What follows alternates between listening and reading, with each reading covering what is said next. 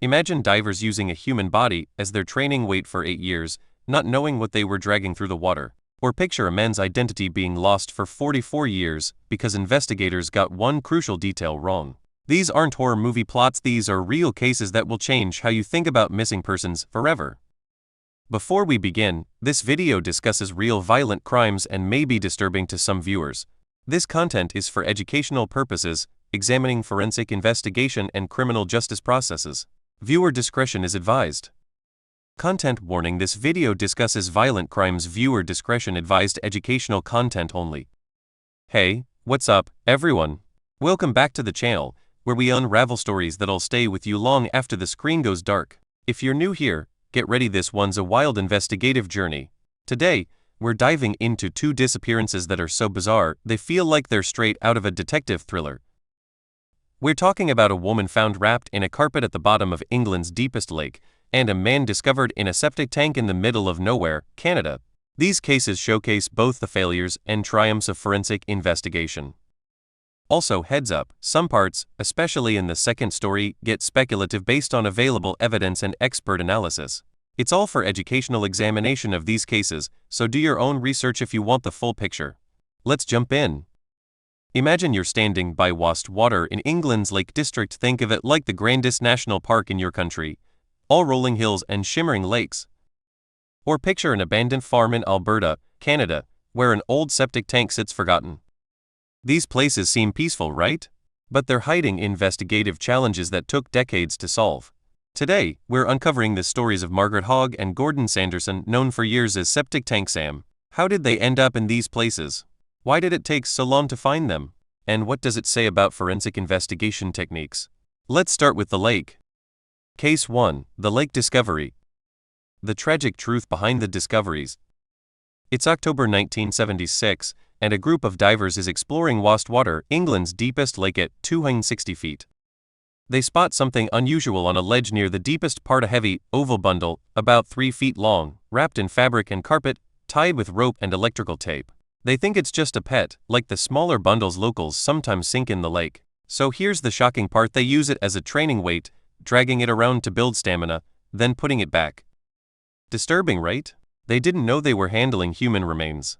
Fast forward to 1984, one diver finally reports it, and police dive in to investigate what's really inside.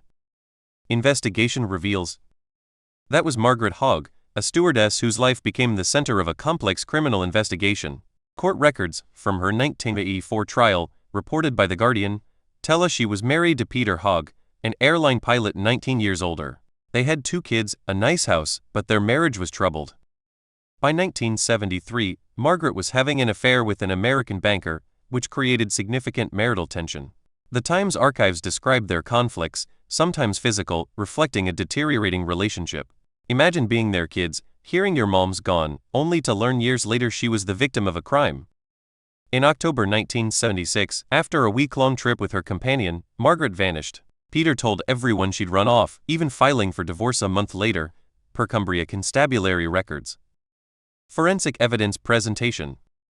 When police unwrapped the bundle in 1984, they found Margaret's body, her wedding ring inscribed Margaret 15-11-63 Peter, remarkably preserved by the lake's cold, oxygen-poor environment. Dental records and marriage certificates, cited in court, confirmed her identity. A search of Peter's home, reported by the BBC, found blood evidence under the bedroom carpet and matching rope and cloth materials. He confessed in court. After a confrontation, he harmed her, wrapped her with a concrete block, and drove 270 miles to dispose of her in washed water. He claimed it was an impulsive act, and the jury agreed, convicting him of manslaughter, not murder. He received just 4 years, 3 for manslaughter, 1 for perjury and obstructing the coroner, per 1984 court records. If that bundle hadn't snagged on that ledge, this case might never have been solved. Case 2, the tank discovery. The 44-year mystery. Now let's go to Alberta, April 1977. Charlie and Mavis are scavenging on their old farm, looking for a septic tank pump. They spot human remains in the tank's murky water. CBC News archives describe it: a decomposed body, headfirst in 6 feet of challenging conditions, wrapped in a yellow bedsheet and nylon rope. RCMP officers had to carefully extract evidence, from the tank, a grim detail from their 1977 report. This was Septic Tank Sam, a man who'd suffered significant harm.